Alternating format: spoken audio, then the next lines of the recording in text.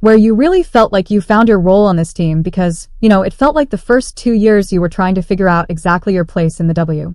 Everybody does a little bit, and I think it's having that support system. The WNBA is collectively freaking out right now, and it's all because Lexie Hull decided to blow the lid off some bizarre secrets about Caitlin Clark in the Indiana Fever locker room. As we all know, Caitlin Clark has always been the unbothered queen.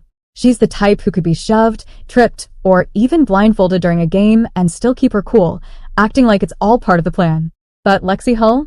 She's not here to stay silent. She's loud, she's relentless, and she's done watching her best friend and teammates be targets of nonsense. So she's exposing everything, every instance of bullying, every moment of humiliation, and all the crazy antics that somehow managed to stay hidden until now. Yeah, I've read some of my DMs that are hidden, and I refuse to read a lot of them because I know people are upset. You kind of forget that there are these people behind the scenes until they come out of the woodwork and say they've been following along this whole time. As we all know, the Indiana Fever season started off as a total disaster. 1 win, 8 brutal losses. For any team, that's nightmare territory. But for the Fever, loaded with expectations, it felt like a full-blown crisis. The pressure was crushing, and doubts were everywhere. You could practically feel the tension suffocating the locker room, with everyone wondering how a team with so much promise could crumble so fast. Fans and players alike were consumed with one question: could they even bounce back from this mess? Lexie Hull, now a crucial part of the team's turnaround, didn't hold back when she talked about those days. The locker room was in shambles.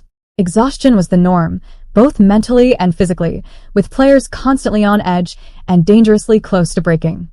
Yet even with all the stress, there was this underlying feeling that they were better than what their record showed. It wasn't blind optimism, but a gut-level belief buried under layers of frustration. Half of the season, all of our shots, threes going up, fans are out of their seats and expecting it to go in.